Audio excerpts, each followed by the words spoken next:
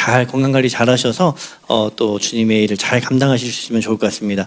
오늘 이제 준비된 말씀이 복음 충격적인 소식이라는 제목으로 함께 말씀을 나누어갑니다.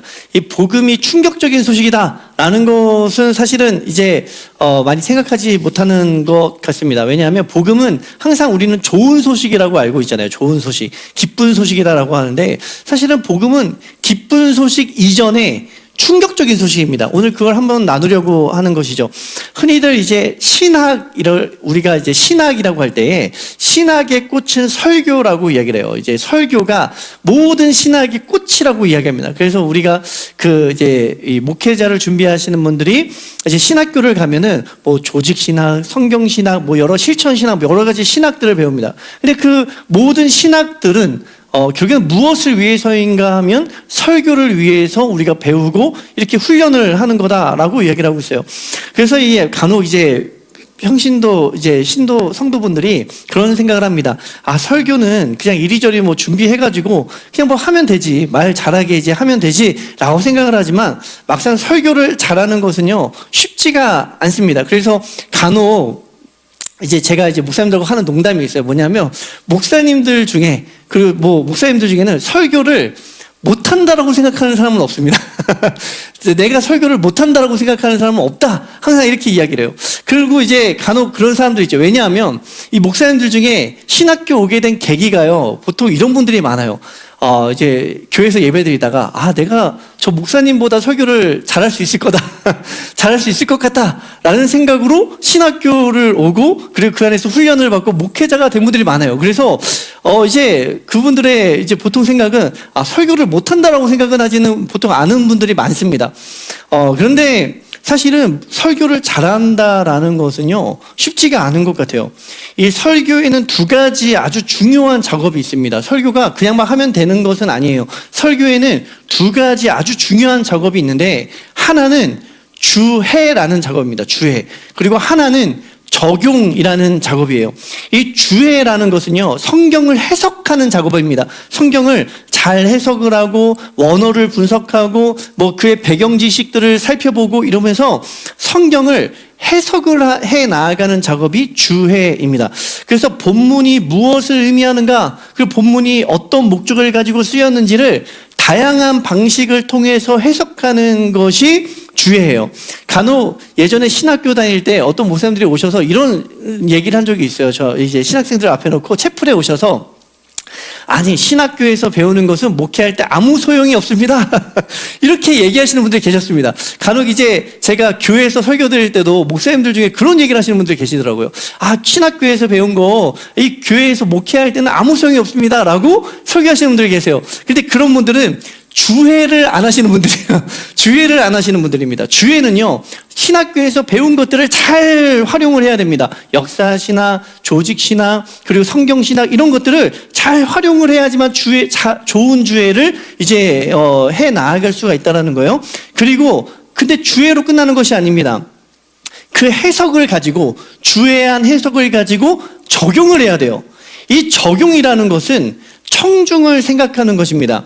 이 해석된 말씀이 청중에게 어떠한 의미가 있는가, 오늘날 어떠한 메시지로 이어질 수 있는가를 고민하고 이제 청중들을 생각하면서 이제 적용을 하는 것이 바로 적용이다라고 볼 수가 있습니다. 만일 그 해석만 있고 적용이 없다면 어떻게 될까요? 해석만 있고 적용이 없다면 그냥 성경 공부가 되어버립니다. 그냥 성경을 열심히 공부하는 것만 되어버리는 거예요. 그러면 이 성경 공부가 되어버린다는 건 무슨 말이냐면 이 본문이 나와 상관이 없는 그냥 성경을 공부하는 것으로 끝나버리게 된다는 거죠. 그런데 만일 반대로 해석은 없고 적용만 있는 경우도 있어요. 그러니까 우리 설교 들을 때 막 너무 재밌잖아요. 재밌어서 막 웃고 막 이게 잘 들린다, 설교가 잘 들린다 이렇게 생각하는 경우가 있습니다. 재미있는 예화나 도전적인 메시지들이 있는 경우죠. 그러나 재미있는 예화도 있고 도전적인 메시지들도 있는데 그러나 정작 재미있게 듣고 흥미진진하게 반응은 했지만 이 주해가 제대로 되어 있지 않으면요 성경을 제대로 아는 것과는 거리가 멀다, 말할 수가 있습니다. 그래서 이 설교를 열심히 듣고 신앙생활도 오래 했는데 성경에 대해서 성경을 잘 보지 못하고 또 성경을 잘 우리가 이해하지 못하는 것들은요, 아마도 주의가 제대로 되어 있지 아니하는 그런 어떤 것들을 많이 우리가 접했을 때 그럴 수 있다라는 거예요. 그래서 이 설교, 제대로 된 설교는 제대로 된 해석과 제대로 된 적용, 이 둘 다가 필요한 거죠. 해석은 제대로 했는데 적용이 엉터리인 경우도 있습니다. 그러니까 어린이들에게 예를 들어서 제가 열심히 이 설교를 해석을 하고 이제 적용을 하는데 앞에 있는 청중이 어린이들이에요. 그런데 어린이들에게 장로의 직분에 대해서 적용시킬 수는 없잖아요. 그럼 반대로 제가 열심히 해석을 해서 적용을 시키는데 앞에 있는 청중들이 좀 나이가 많으신 노인분들입니다. 그런데 그 노인분들에게 어린이가 가져야 될 꿈과 비전을 적용시킬 수는 없는 거죠. 그래서 이 제대로 된 해석과 그리고 제대로 된 적용을 하는 일은 사실은 매우 어려운 일입니다. 그리고 많이 신경을 쓰는 일 중에 하나이다라는 거죠. 근데 이 해석과 적용에 있어서 제가 길게 이야기하는 거는 오늘 본문이 이 적용을 하는데 매우 어렵기 때문이에요. 이 해석과 적용에 있어서 가장 어려운 점은 이것입니다. 그 당시의 상황과 배경이 오늘날과 너무 차이가 난다라는 거예요. 그래서 적용을 시키는 게 너무 어렵습니다. 해석은 하겠는데 이 해석을 오늘날의 어떤 그 레시피에 맞게 요리를 해내는 것이 너무 어렵다라는 거죠. 왜냐하면 그 당시의 상황과 배경이 오늘날과 너무나도 차이가 나기 때문이에요. 예를 들어서 이런 거죠. 우리 1만 달란트 빚진 종에 대한 이야기를 알고 있습니다. 1만 달란트 빚진 종에 대한 이야기를 할 때에 주인이 이 종에게 1만 달란트를 탕감해 줬다라는 거예요. 무효화 시켜 줬다라는 거예요. 근데 그에 대해서 우리가 그 본문을 읽을 때에 그에 대한 감정, 그에 대한 생각, 그것에 대한 느낌은요, 예수님 당시의 사람들이 그 본문을 읽었을 때와 오늘날 우리가 그 본문을 읽었을 때는요, 완전히 공감대를 형성하기가 매우 어렵다라는 거예요. 그래서 이 1만 달란트 빚진 자, 그 탕감받은 자에 대한 비유가 예수님 당시에서는 그 매우 놀라운 비유죠. 매우 놀랍고 충격적인 비유인데 오늘날에는 사실은 1만 달란트가 얼마인지 그 달란트가 얼만큼의 값어치가 있는지 우리가 완전히 공감하지를 못하니까 사실은 그 당시 청중이 읽었던 느낌, 생각 이것을 온전히 우리가 받기가 매우 어렵다라는 거죠. 이 사도행전도 마찬가지입니다. 사도행전도 마찬가지인데 몇 주 전부터 사실은 저희가 동일한 본문을 가지고 있는 거예요. 이방인인 고넬료에게 복음이 전해지고 이방인인 고넬료입니다. 이방인인 고넬료에게 복음이 전해지고 고넬료 가정에 유대인인 베드로가 가가지고 그 가정에 가서 함께 교제하고 복음을 전했다는 것. 그러니까 이방인에게 복음이 전해지고 구원이 임하였다라는 것. 이것을 이 당시 사람들이 듣고 받아들이는 데 있어서 초대교회와 오늘 우리 교회가 느끼는 감정이 똑같을 수는 없다라는 거예요. 오늘날 그냥 우리는요, 그냥 외국에 있는 또는 다른 나라의 사람들과 밥을 먹는 게 너무 흔합니다. 뭐 교회를 다니는 사람이 교회 안 다니는 사람과 밥을 먹는 거 별로 문제가 되지 않죠. 그런데 이 당시에요, 유대인인 베드로가 유대인이 아닌 이방인인 고넬료의 집에 가서 밥을 먹는다? 그것이 이 초대교회 시대는요, 쉽게 받아들일 수 있는 게 아니라 못 받아들이는 상황이었다라는 거죠. 오늘 베드로의 설교를 한번 보십시오. 베드로의 설교를 한번 보세요. 오늘 우리가 우리 김수현 집사님께서 아주 처음부터 1절부터 18절까지 매우 긴 본문을 쭉 읽어주셨는데 이 긴 본문의 이 내용이요, 사실은 이 앞에서 이미 나왔던 내용입니다. 10장 1절부터 23절에 보면은요, 10장 1절부터 23절에 이미 오늘 본문의 내용이 한번 나와 있어요. 그리고 10장 24절부터 33절에서 한 번 더 나옵니다. 요약된 형태로 해서 한 번 더 나옵니다. 그리고 오늘 본문 11장에서 베드로의 설교를 통해서 다시 한 번 기록되고 있습니다. 아니, 성경을 기록할 때에 똑같은 내용을 지루하게 반복하고 있다는 거죠.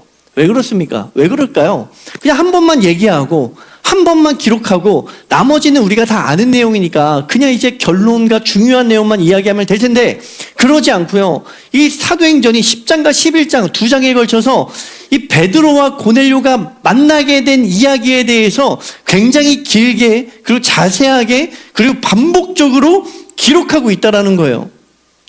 어떤 의미겠습니까? 그 이유는요. 우리는 별 이것에 대해서 문제를 삼지 않지만 초대교회가 이것을 이해하고 받아들이는 데 있어서 어려움이 있었다는 거죠. 도저히 이해를 못하고 있었다는 것입니다. 이방인에게 구원이 임한다. 이방인에게 하나님의 백성이 된다라는 것. 이거 쉽게 초대교회가 받아들이기가 어려운 내용이었다는 거죠. 그만큼 이방인의 구원이 충격적이었다는 것입니다. 충격적인 사건이었다는 거예요.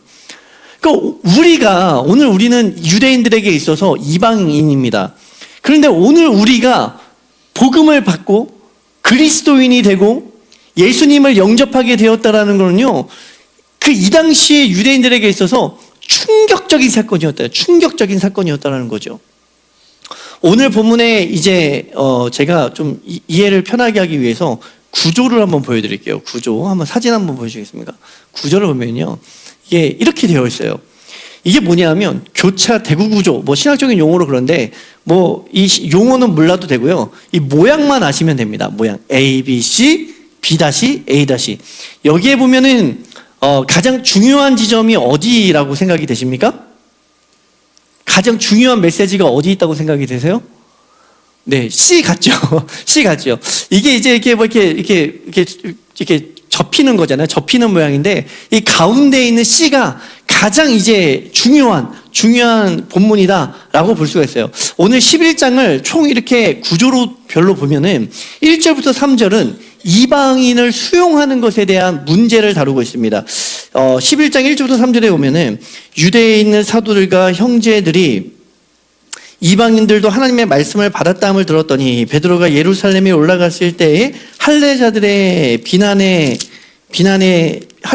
비난하여 이르되 내가 무할례자의 집에 들어가 함께 먹었다니. 지금 1절부터 3절에 유대인들이 막 비난을 해요. 베드로를 비난합니다. 왜 비난을 합니까? 할례자들이 무할례자인 이방인의 집에 가서 밥을 먹었다라는 것에 대해서 비난을 하고 있어요. 이방인들이 수용하는 것에, 이방인이 수용되는 문제에 대해서 지금 문제가 일어나고 있습니다. 그러면 베드로가 이 문제에 대해서 지금 설명을 해야 될 거 아니에요. 변호를 해야 될 것 아니겠습니까? 그래서 4절부터 11절이 그 변호의 내용이에요. 내가 꿈을 꿨는데 하나님께서 나에게 꿈을 주셔서 먹지 말아야 되는 그 음식을 먹으라고 명령하셨다. 그래서 나는 순종한 것밖에 없다라는 거죠. 하나님의 말씀에 순종했다라는 것이 4절부터 11절의 내용이에요. 그래서 이 베드로가 자기의 의지대로 이방인을 만난 것이 아니라 하나님의 말씀이 있었고 하나님의 말씀에 순종한 것이다 라고 지금 이 변호를 하고 있는 것이죠. 그러면 그 하나님께서 이 베드로에게 명령하신 그 명령의 주요 내용이 무엇이냐 할 때 12절이에요. 12절. 한번 11장 12절 한번 다 같이 읽어볼게요. 시작. 성령이 내게 명하사 아무 의심 말고 함께 가라 하심에 이 6 형제도 나와 함께 가서 그 사람의 집에 들어가니. 여기 의심하지 말고, 여기 의심하지 말고라는 그 단어가 디아크리노라는 단어를 쓰고 있어요. 이 디아크리노라는 단어는 차별하지 말고예요. 차별하지 말고 판단하지 말고입니다. 그러니까 하나님께서 베드로에게 지금 내 말에 순종하라 라고 하시는 그 중심 메시지는 뭐냐 하면 너가 차별하지 말아라, 너가 판단하지 말아라. 지금 이 메시지를 지금 베드로에게 전해주고 있다는 거죠.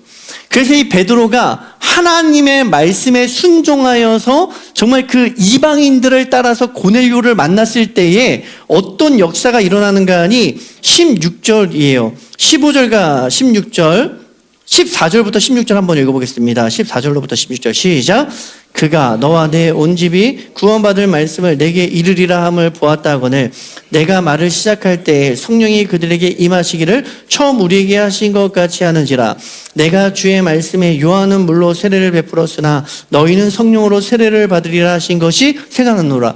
이 베드로가 하나님의 말씀에 순종했다라는 거예요. 순종해서 이방인을 따라가서 고넬료를 만났을 때 어떤 일이 일어나는가 하니 성령의 역사가 일어났다. 성령이 그들 가운데 임하는 걸 보게 되었다라는 거예요. 그리고 이 결론이 뭐냐 하면 17절부터 18절입니다. 제가 읽어드릴게요. 그런즉 하나님이 우리가 주 예수 그리스도를 믿을 때에 주신 것과 같은 선물을 예수 그리스도를 믿을 때에 주신 그들에게도 주셨으니 내가 누구에게 하나님을 능히 맡겠느냐 하더라. 그들이 이 말을 듣고 잠잠하여 하나님께 영광을 돌려 이르되 그러면 하나님께서 이방인에게도 생명 얻는 회개를 주셨도다 하니라. 그래서 1절부터 3절에서는 아니 너가 어떻게 이방인을 만나고 이방인과 밥 먹을 수 있어 비난하던 유대인들이 하나님의 순종에 대한 역사와 하나님께 순종에 대한 그 사건과 성령에 임하는 역사를 보고서는 어떻게 합니까? 이방인을 수용하는 자들로 변하게 되죠. 이방인을 수용하게 되는 자들로 변화되는 이 모든 사건의 중심에 뭐가 있냐면 하나님의 명령인 차별하지 말아라, 판단하지 말아라 라는 그 메시지가, 명령이 있다라는 거예요. 바로 차별하지 말아라, 판단하지 말아라, 이 명령에 따르니까 하나님의 성령의 역사를 보게 되었다라는 것을 오늘 이 본문이 우리에게 알려주고 있는 것이죠. 이 유대인들에게는요, 굉장히 충격적인 복음의 소식입니다. 이 이방인이 구원을 받았다는 소식이 그 유대인들에게 얼만큼의 충격적인 소식일까? 이것을 오늘 현대인에게 적용을 하려면 어떻게 해야 될까요? 유대인들에게 이 소식이 얼만큼 충격적이었을까? 제가 막 이 본문을 얼만큼 충격적인 사건일까를 이렇게 적용하기 위해서 여러 가지 생각을 해봤습니다. 누가 구원받았다라는 소식이 가장 충격적일까요? 우리의 원수가 구원을 받았다. 충격적이십니까? 살인자였던 누가 구원을 받았다. 충격적이십니까? 우리가 요즘에 구원받지 못할 것 같은 사람들이 동성애자거나 또는 누가 어떤 죄를 많이 지은 사람이거나 하나님의 말씀을 모르는 타 종교인이거나 그러한 사람들이 구원을 받았다는 소식 충격적이십니까? 별로 충격적이지 않죠. 제가 예전에 한참 논란이 되었던 얘기 중에 하나가 그런 사건이었습니다. 국정원 안기부에서 이게 고문을 담당하던 그분이 목사가 되었다. 사람들이 충격을 받았습니다. 근데 그리스도인들이 충격을 받은 게 아니라 교회를 안 다니는 분들이 충격을 받았어요. 아니, 어떻게 그렇게 사람을 고문하고 그렇게 죄 많은 사람이 구원을 받을 수 있습니까? 하나님이 어떻게 그 사람을 구원할 수 있습니까? 난리가 났습니다. 교회를 안 다니는 분들에게 그게 너무나도 충격적인 사건이었던 거예요. 충격적인. 그 사람이 구원받는다면 그것이 어떻게 천국일 수 있습니까? 막 이러한 말들이 막 나왔죠. 근데 사실 우리에게도 그런 사람들이 있잖아요. 우리가 인정할 수 없는 그 사람들, 우리가 인정하지 못하는 그 어떤 모습들, 그러한 사람들이 구원을 받는다. 그러한 사람들이 하나님의 백성이 된다. 라는 거죠. 아마 우리가 오늘 느끼는 그런 충격보다 유대인들이 느끼는 충격, 이방인이 구원을 받았다라는 이 사건은요, 유대인들에게 더 큰 충격이었다라는 것이죠. 그러니까 사실은 이 복음이 전해진다라는 것은 기쁜 소식이잖아요. 복음을 받아서 누군가 구원을 얻는다라는 거 기쁜 소식이죠. 그런데 유대인들에게는 이거는요, 기쁜 소식이 아니라 굉장히 충격적인 소식이었습니다. 그래서 유대인들에게 이것은 거리끼는 거였다. 거리끼는 소식이었다라는 거죠. 거리끼는 것. 이 내용이 1절과 2절에 나타나는 거예요. 우리가 이 본문을 그냥 무의식적으로 읽으면서 지나가지만 베드로가 이방인의 집에 들어가 그들과 함께 식사했다라는 사실을 알고는 유대인들이 베드로를 매우 비난을 하잖아요. 비난을 합니다. 이게 비난받을 일입니까? 그런데 매우 비난을 하는 거죠.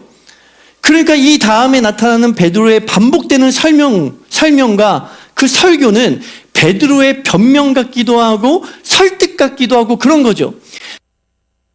하는 거예요. 성령이 그들에게 임하시기를 처음 우리에게 하신 것과 같이 하신지라.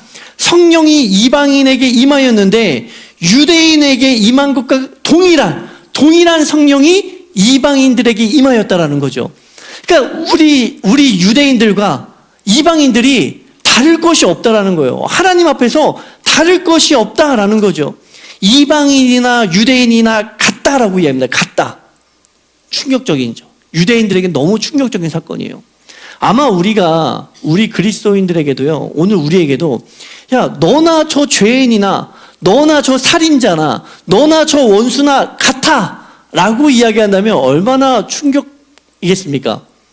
우리가 정말로 열심히 살고요, 착한 사람으로 살고, 똑바로 살았는 줄 알았는데, 하나님께서 우리에게 말씀하실 때에, 야, 너나 저 지금 말 안 듣는 저 사람이나 똑같아 라고 하면요, 얼굴이 벌게질 거예요. 제가 되게 친한 어떤 목사님하고 이렇게 밥을 먹으면서 얘기하다가 그 목사님이 이제 이렇게 우리 간혹 모이면 사람을 간혹 이렇게 뒷담화를 하잖아요. 사람 모이면 다 똑같잖아요. 그래서 이제 서로 막 얘기를 하는데 누구를 막 이렇게 이제 그 사람은 왜 그래? 그 목사님은 왜 그래? 막 이렇게 얘기를 했습니다. 얘기를 하다가 생각해보니까 제가 그냥 농담으로 그랬어요. 농담으로 그 목사님한테, 목사님, 근데 목사님이나 그 목사님이나 똑같아요. 똑같아요. 제가 볼 때 똑같은데요. 성격도 똑같고 그 생각하는 것도 똑같은데요. 그랬어요. 그랬더니 그 목사님이 엄청, 그냥 농담이었는데 엄청 화를 내시더라고요. 버럭 화를 내면서 얼굴이 벌개지면서 화를 내면서, 아니 그런 얘기 하지 말라. 어떻게 그 사람하고 나하고 같냐? 막 이런 얘기를 하시는 거죠. 근데 우리가 사실 그런 경우가 있잖아요. 정말 저 사람하고 나는 달라라고 생각을 했는데 어느 순간에 저 사람하고 나하고 같다. 또는 저 사람이나 너나 똑같은 부류다라고 이제 이야기를 듣거나 판단을 받게 되면 그걸 인정하지 못하는 모습들이 있지 않습니까? 그런데 유대인들이 그런 거죠. 유대인들이, 야, 이방인들과 우리는 정말 달라라고 하는데 하나님이 말씀하시기를 너희나 저들이나 같아라고 이야기하는 거예요. 그러니까 이것이 너무나도 충격적인 거죠. 어떤 그 신학자가 이 사건을 가지고요, 이 베드로가 이방인 고넬료를 만난 이 사건을 가지고 이렇게 이야기를 했습니다. 이 본문에는 두 가지 회심이 나타나고 있다라고 이야기를 하고 있어요. 첫 번째 회심은 뭐냐 하면 이방인인 고넬료가 회심한 사건이니까 예수님을 영접한 사건이 첫 번째 회심이다. 그런데 이것이 끝이 아니라 두 번째 회심이 있는데, 두 번째로 나타나는 회심이 있는데 그게 뭐냐 하면 베드로의 회심이라는 거예요. 이 베드로가 회심을 했다. 이게 무슨 말입니까? 원래 베드로는요, 그 예수님을 믿고 있기 때문에 회심이 필요 없는 사람이잖아요. 근데 회심을 했다라는 거예요. 이게 무슨 말이냐 하면 베드로는 자신이 오랫동안 고수해온 종교적인 편견, 신학적인 틀을 깨뜨려야만 했다라는 거죠. 하나님의 명령과 하나님의 이끄심, 그리고 더욱이 성령이 그 이방인들 가운데 유대인들과 똑같이 임하는 사건을 보고는 무슨 생각을 했는가 하니, 내가 틀렸구나. 나의 편견이 있었구나. 내가 저들을 판단했구나. 내가 저들을 차별했구나. 이거를 깨뜨릴 수밖에 없었다라는 거예요. 베드로에게는 너무나도 충격적인 복음 아닙니까? 누가 복음이 좋은 소식이라고 했습니까? 복음은요, 사실은 끊임없이 우리를 깨뜨립니다. 깨뜨리는 거예요. 복음은 충격적인 소식입니다. 복음은요, 우리 마치 이런 거 같아요. 하나님한테, 하나님, 저는 저의 신학적인 생각으로는, 저의 지금 내 경험으로는 하나님의 말씀에 동의하지 않습니다 라고 말씀하시는 것들 있잖아요. 그것을 복음은요, 끊임없이 깨뜨립니다. 깨뜨려 버리는 거예요. 하나님은, 주님, 저의 신학적인 생각으로는 도저히 저 하나님의 이 성경적인 말에 동의할 수 없습니다 라는 그 말을 하나님은 끊임없이 깨뜨려 버리시는 거죠. 그리고 결국에는 이러한 고백을 하게 만드십니다. 내가 누구이기에 하나님을 능히 맡겠느냐 라는 고백으로 우리를 이끌어 가신다라는 거예요. 이 바울이 이것을 어떻게 고백하느냐 하면 고린도전서 1장 23절에 이렇게 고백을 하고 있습니다. 한번 우리 다 같이 한번 읽어보겠습니다. 고린도전서 1장 23절입니다. 고린도전서 1장 23절 시작. 우리는 십자가에 못 박힌 그리스도를 전하니 유대인에게는 거리끼는 것이요 이방인에게는 미련한 것이로되. 여기 그 유대인 그 복음이, 십자가에 못 박힌 그리스도는 복음이잖아요. 복음이 유대인에게는 거리끼는 것이다 라고 이야기해요. 이 유대인들은 누구입니까? 자신들이 하나님의 자녀들이라고 생각했던 사람들이에요. 그런데 이 사람들에게, 하나님의 자녀라고 생각했던 사람들에게 복음이 좋은 소식이 아니라 무슨 소식이라고요? 거리끼는 소식이다라고 이야기를 하고 있습니다. 여기 유대인이라는 단어를 그리스도인으로 한번 바꿔보겠습니다. 그리스도인으로 바꾸면 어떻게 됩니까? 그리스도인에게는 복음이 거리끼는 것이다라는 거예요.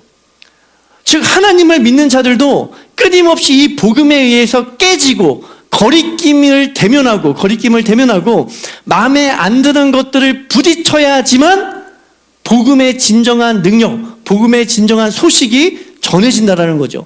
이 복음은요, 그냥 귀에 듣기 좋은 소식이 아닙니다. 복음은 끊임없이 우리를 깨지게 만들고 그 깨어짐의 끝에서 그 열매가 좋은 것이지 결코 그냥 달콤한, 우리가 듣기 좋은 달콤한 말을 해주는 것이 복음이 아니라는 거예요. 우리가 그 사실은 성경을 읽을 때에 우리 안에 거리끼는 것들 되게 많으시죠. 성경을 읽을 때 우리는 다들 그런 생각을 합니다. 아, 성경은 하나님의 말씀이니까 우리가 이 말씀을 듣고 순종하고 따라가야지. 이 말씀을 가지고 성경을 딱 펴요. 피면은 제일 먼저 무슨 내용이 보이냐면 너희 원수를 이름 없이 7번도 사랑하라 라는 말씀이 보입니다. 그러면 어떻게 하십니까? 다른 데로 넘기죠. 조용히 다른 데로 넘깁니다. 마음에 안 드는 사람이 있는데 그 말씀이 딱 펼쳐지는 거예요.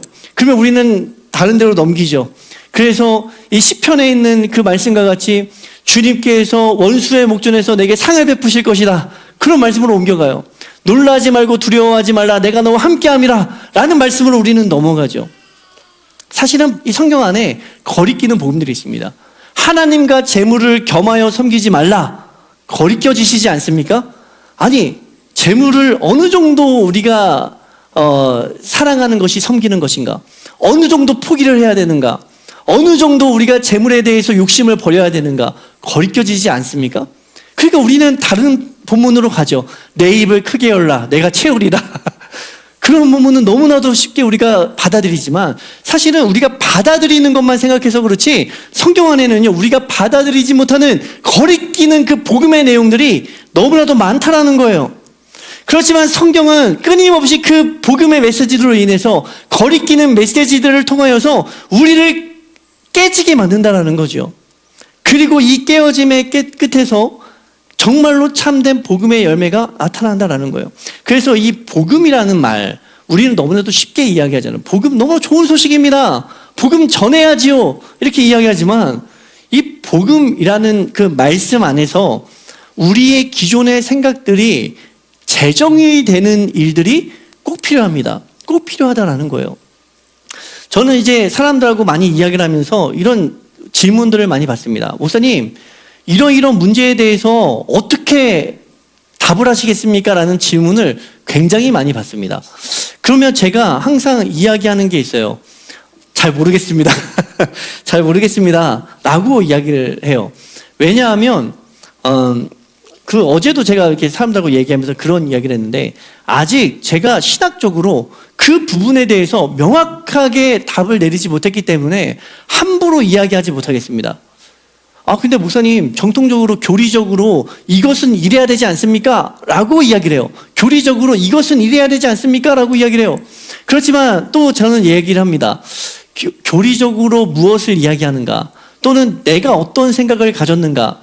내가 어떤 전통의 교육을 받고 자랐는가 보다는 사실은 성경에서 이 문제에 대해서 다양하게 이야기하고 있기 때문에 제가 쉽게 결론을 내리기가 매우 어려운 것 같습니다. 라고 어제도 이야기를 했습니다.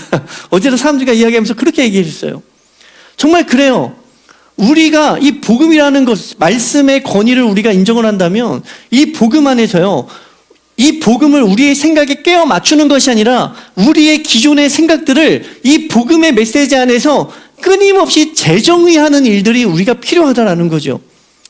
이 베드로가 그랬습니다. 베드로가 유대인들에게는요, 이 정결함이라는 것이 유대인들의 생각에는 어떤 것이었냐면 율법을 지키는 것이 정결한 것이다 라고 생각을 했습니다. 그래서 하나님께서 베드로에게 야 이러이러한 짐승을 먹어라 라고 할 때에 베드로가 뭐라고 이야기합니까? 하나님 먹을 수 없습니다. 제가 지금까지 정결함을 유지했는데 이 음식을 먹지 못하는 음식을 먹지 않아서 음식법을 열심히 지켜서 율법을 지켜서 나를 정결하게 했는데 어떻게 내가 먹지 못한 음식을 먹어서 부정하게 될 수 있겠습니까? 저는 정결하게 해야죠. 도저히 먹을 수 없습니다 라고 이야기를 했죠. 그러니까 베드로에게는요 이 정결함이라는 것은 율법을 지키는 것이 정결함이었습니다. 그러나 하나님께서 바로 뭐라고 이야기하시죠? 하나님이 정하다 하신 것을 너희가 부정하다 말하지 말라 라는 그 선언을 통해서 이 유대인인 베드로가 정결함에 대한 정의를 새롭게 가지기 시작하는 거예요. 아, 율법을 지키는 것이 정결한 것이 아니라 성령을 통해서 주어지는 은혜가 정결함이구나. 이 정결하다라는 것이 율법을 지키는 것이 정결한 것이 아니라 성령이 우리에게 임하는 것이 정결한 것이구나 라는 것으로 새로운 정의를 가지게 되는 것이죠. 복음이라는 것은요 삶의 가치, 삶의 생각을 재정의하는 것이 복음의 영향력입니다. 여러분, 우리가 돈에 대한 생각을 가지고 있습니다. 윤리에 대한 생각을 가지고 있습니다. 올바른 삶에 대한 생각을 가지고 있습니다. 그리고 죄에 대한 그 생각들을 가지고 있습니다. 복에 대한 생각들을 가지고 있습니다. 그런데 이러한 것들이 복음 안에서 재정의 되어야 된다는 거예요. 아직도 우리가 돈에 대해서 이야기를 하면서 이 주제들이 세상에서 하나님을 모르는 사람들과 동일한 개념을 가지고 동일한 생각을 가지고 이 돈을 생각하고 있다면 깨어짐이 필요한 것이죠. 우리가 성경에서 말하는 복을 보면서 세상 사람들이 생각하는 복의 개념과 똑같은 생각을 가지고 이 복을 생각하고 있다면 깨어져야 되는 것이죠. 우리가 윤리에 대한 생각을 하면서 세상 사람들이 생각하는 윤리와 동일한 생각을 하고 있다고 한다면 우리의 생각이 복음 안에서 재정의 되는 일들이 필요하다라는 거예요. 여러분, 돈이 무엇입니까? 복음 안에서 돈이 무엇입니까? 대답하실 수 있습니까? 여러분, 복음 안에서 복이 무엇입니까? 복음의 메시지 안에서 복이라는 것이 무엇입니까? 대답할 수 있으십니까? 여러분, 복음 안에서요, 복음이라는 메시지 안에서 죄가 무엇입니까? 대답하실 수 있습니까? 우리는 성경을 정말 잘 알고 있습니까? 복음의 메시지를 정말 잘 알고 있는 것입니까? 왜 우리가 이것들을 잘 정의되지 않고 있는데 왜 복음 안에서 재정의하지 않고 있습니까? 왜 복음 안에서 이 메시지들을 자꾸만 끌어내지 못하고 있습니까? 이것을 깨닫게 된 것이 베드로의 회심이었습니다. 그러니까 베드로는요 이미 회심하였고 예수 그리스도를 믿는 자였지만 여전히 그는 두 번째 회심이죠. 새롭게 변화되고 기존의 생각들이 깨어지고 새로운 두 번째 회심을 경험하고 있었다는 거예요. 이것을 이제 존 스토트라는 학자가 이 사건에 대해서 4번의 망치질이 베드로에게 있었다라고 이야기를 하고 있습니다. 첫 번째는 이 베드로를 깨뜨리기 위해서 하나님께서 4번의 망치질이 있었다라는 거예요. 첫 번째는요 4절부터 10절에 있었던 환상의 내용이에요. 베드로가 환상을 보죠. 부정한 짐승이 담긴 보자기의 환상을 통해서 이 정결법이 자기가 지금까지 따랐던 율법이 폐지되어지는 그것을 받아들이게 하시는 그 망치질이 있었다는 거예요. 그 사진 한번 보여주시겠어요? 네. 그래서 이 첫 번째 망치질은요 하나님께서 이것입니다. 하나님, 제가 지금까지 율법을 열심히 지켰는데 바로 이것이 맞는 것이죠 라고 이야기하는 베드로에 대해서 하나님께서 말씀하시는 거죠. 너가 틀렸다. 틀렸다. 우리 그런 경험 해보신 적 있으십니까? 우리가 열심히 맞다라고 생각했던 신앙의 열심이 한순간에 틀리다라고 결론이 나는 거예요. 충격적이죠. 우리가 열심히 맞다라고 생각했던 그 교리적인 내가 붙들고 살아갔던 신앙적인 열심이 한순간에 부정당하는 것입니다. 누구에 의해서? 하나님에 의해서. 그거 아니었어. 너가 지금까지 열심히 붙잡고 살아가도 그거 아니었어 라고 깨어짐을 맞닥뜨리게 되는 순간이죠. 받아들이실 수 있겠습니까? 우리 권사님, 장로님들한테 권사님 지금까지 신앙생활 잘못하셨습니다. 얘기를 들을 때 받아들이실 수 있으시겠어요? 내가 열심히 신앙생활 했다라고 하는데 갑자기 한순간에 하나님께서 어떤 메시지를 주시는 거예요. 너가 지금까지 한 신앙생활이 잘못되었다. 망치질이죠. 베드로에게 행해진 첫 번째 망치질이었어요. 베드로가 못 받아들이죠. 당연히 못 받아들입니다. 하나님, 제가 얼만큼 율법을 열심히 지켰는데 그거 잘못됐다고 하십니까? 못 받아들이죠. 그러니까 두 번째 망치질이 있는 거예요. 그래서 11절부터 12절에 이방인들이 찾아왔을 때 성령께서요, 아까 읽은 말씀인데, 아무 판단하지 말고 아무 차별 없이 저들과 함께 가라. 성령의 메시지가 두드림이 있는 것이죠. 저는 저들과 함께 갈 수 없습니다 라고 하는 그 베드로에게 성령께서 너 판단하지 말고 저들과 함께 가라고 하나님의 명령이 있게 됩니다. 그리고 결국에는 하나님의 명령이니까 베드로가 쫓아가잖아요. 세 번째 망치질이 뭐냐 하면 하나님의 말씀대로 이방인들을 쫓아갔더니 어떤 일이 일어나게 됩니까?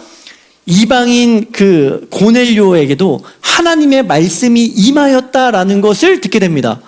이게 무슨 말이냐 하면 하나님의 말씀이 나에게만 임한 줄 알았는데 고넬료에게도 하나님의 말씀이 임하였다라는 것, 하나님의 메시지가 이방인인 고넬료에게 임하였다는 것을 보면서, 아니, 하나님이 유대인인 나에게만이 아니라 이 이방인인 고넬료에게도 말씀하시다니 라는 것을 보게 돼요. 그리고 마지막 망치질이 뭐냐 하면 15절부터 17절이에요. 우리가 읽었던 말씀이지만, 말씀을 전했을 때, 베드로가 말씀을 전했을 때에 유대인들의 오순절 때와 똑같은 그 성령 강림 사건이 이방인에게도 강림하는 놀라운 기적을 보게 됩니다. 성령이 이방인들에게 임하는 사건을 보게 되는 거예요. 그러면 베드로는 어떤 생각을 하는가 아니, 지금까지 나는 하나님의 백성이 되기 위해서 율법을 열심히 지켰는데, 하나님의 백성으로 살아남기 위해서 율법을 열심히 지켰는데, 율법을 지키는 것이 하나님의 백성이 되는 것이 아니라 무엇이 하나님의 백성이 되는 것으로 깨닫게 되는 거죠? 성령이 임하는 것으로 하나님의 백성이 되는구나를 깨닫게 된다는 거예요. 왜냐하면 이방인들은 율법을 안 지켰던 사람들이기 때문에. 근데 그들에게 성령이 임하게 됩니다. 무슨 생각이 드는 것입니까? 지금까지 내 신앙이 잘못되었구나, 깨지게 되는 거죠. 율법을 지키는 것으로 하나님의 백성이 되는 것이 아니었구나, 깨지게 되는 것입니다. 베드로는요, 이 망치질을 통해서 자신이 평생 옳다고 믿어온 그 뼛속 깊은 신학적인, 문화적인, 종교적인 생각을 완전히 깨뜨려야 했다라는 거예요. 완전히 깨뜨려야 했습니다. 중요한 것은요, 이거예요. 하나님께서 나를 깨뜨리기 위해서 막 망치질을 하십니다. 망치질을 하세요. 그런데 이 망치질인 것을 깨닫는 것, 이것이 굉장히 중요합니다. 깨어있다라는 것이 무엇입니까? 하나님의 말씀을 알아듣는 게 깨어있는 거예요. 깨어있는 것. 쉬운 것 같지만요, 쉽지 않습니다. 우리가 사무엘상 잠깐만 찾아보겠습니다. 사무엘상 3장 1절부터 9절에 있는 말씀인데요. 사무엘상 3장 1절부터 9절 한 절씩 한번 읽어볼게요. 시작. 사무엘이 옆에서, 제가 2절 읽겠습니다. 엘리의 눈이 점점 어두워가서 잘 보지 못하는 그때에 그가 자기 처소에 누웠고, 3절.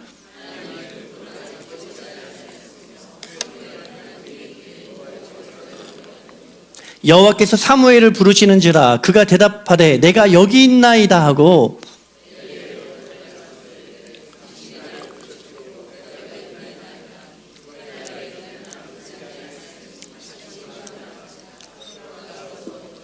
여호와께서 다시 사무엘을 부르시는지라 사무엘이 일어나 엘리에게로 가서 이르되 당신이 나를 부르셨기로 내가 여기 있나이다 하니 그가 대답하되 내 아들아 내가 부르지 아니하였으니 다시 누우라 하니라.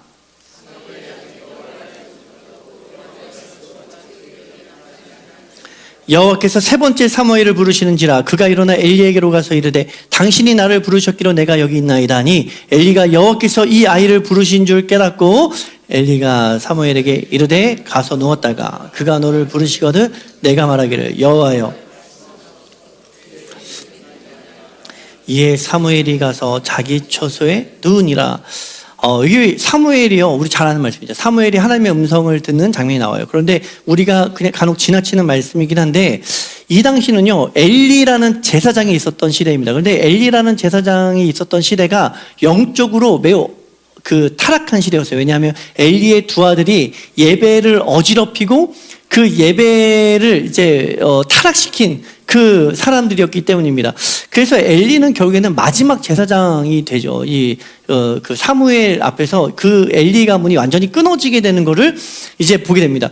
근데 우리가 이 본문 안에서 영적으로 어두워진 시대의 특징을 보게 됩니다.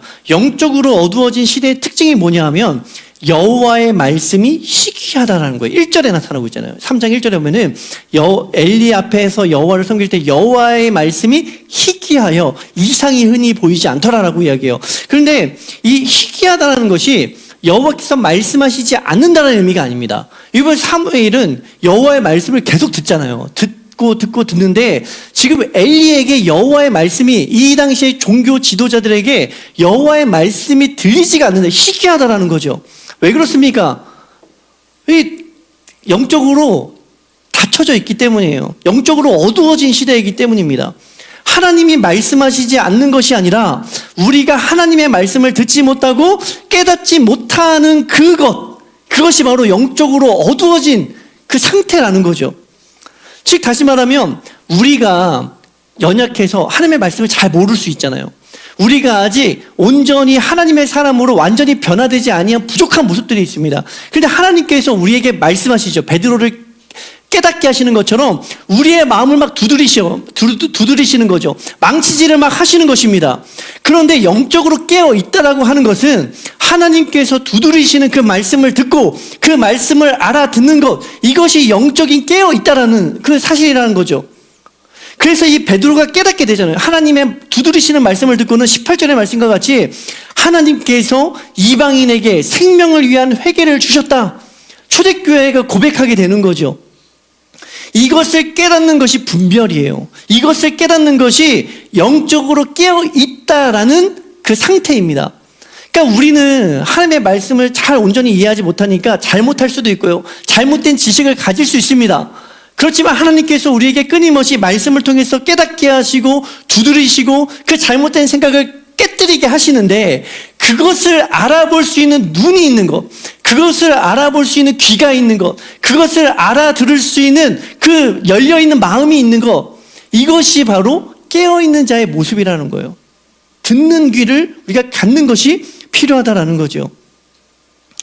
이방인에게 복음이 들어가는 것, 이것은요 예수님의 지상명령인 사도행전 1장 8절 한번 잠깐 읽어보겠습니다. 사도행전 1장 8절 앞에 있으니까 한번 찾아볼게요. 사도행전 1장 8절 예수님의 명령이 무엇입니까? 한번 다 같이 읽어보겠습니다. 시작. 오직 성령이 너희에게 임하시면 너희가 권능을 받고 예루살렘과 온 유대와 사마리아와 땅끝까지 이르러 내 증인이 되리라 하시니라. 이방인에게 복음이 들어가는 거는요 너무 당연한 것 같지만 사실 당연하지 않은 거였어요. 이게 쉬운 일 같지만 쉽지 않은 일이었습니다. 이거 예수님의 지상 명령 가운데 오직 성령이 너희에게 임하시면 예루살렘과 온 유대와 사마리아와 땅끝까지 이르러 내 증인이 되리라, 이 말씀이 있잖아요. 말씀은 있는데 하나님의 계획이 있는데, 그런데 어느 누구도 이 말씀을 깨닫지 못했습니다. 이방인들에게 복음을 전해야 되겠다, 어느 누구도 생각하지 못했습니다. 휴대교회가. 그런데 이 명령이 이루어지는 것이 어떻게 이루어지게 됩니까? 먼저는 이방인이 회개하는 것이 먼저가 아니었어요. 먼저는 베드로가 깨어지는 것이 먼저였습니다. 복음의 역사가 나타나기 위해서는 먼저 베드로가 회심이 있었어야 되는 거죠. 베드로가 자기의 생각이 깨어지는 역사가 일어난 이후에 이방인이 회개하는 역사가 일어나게 됐다라는 거예요. 우리의 회심은요 지속적이어야 됩니다. 회심은 단순히 하나님 제가 뭐 잘못했습니다, 이게 회심이 아니에요. 회심은 자신을 깨뜨리는 것입니다. 자신의 생각을 깨뜨리는 거예요. 자신의 마음을 깨뜨리는 것입니다. 자신의 교만을 깨뜨리는 거예요. 내가 옳다고 주장하고 있던 쥐고 있는 그 어떤 주장을 깨뜨리는 것입니다. 근데 이게 어려워요. 그러나 이 어려운 걸 하면 그 순간에 어떤 사건이 일어납니까? 복음이 우리에게 좋은 소식이 되는 거예요. 좋은 소식이 됩니다. 내 마음을 깨뜨리는 것은 충격적인 소식인데, 하나님의 말씀이 내 마음을 깨뜨릴 때는 너무나도 충격적인 소식인데, 그 깨뜨림의 결과를 보십시오. 분명히 정말 기쁜 소식, 좋은 소식, 복음의 열매들이 맺게 되는 걸 우리가 보게 된다는 거예요. 구원이라는 것의 능력을 우리가 보게 되는 것, 구원의 능력을 보기를 원하십니까? 먼저는 내가 깨져야 됩니다. 깨뜨리는 거, 이 결단을 하셔야 돼요. 17절의 고백과 같이 베드로가 뭐라고 이야기하는가 하니 17절, 11장 17절 한번 다 같이 읽어볼게요. 시작.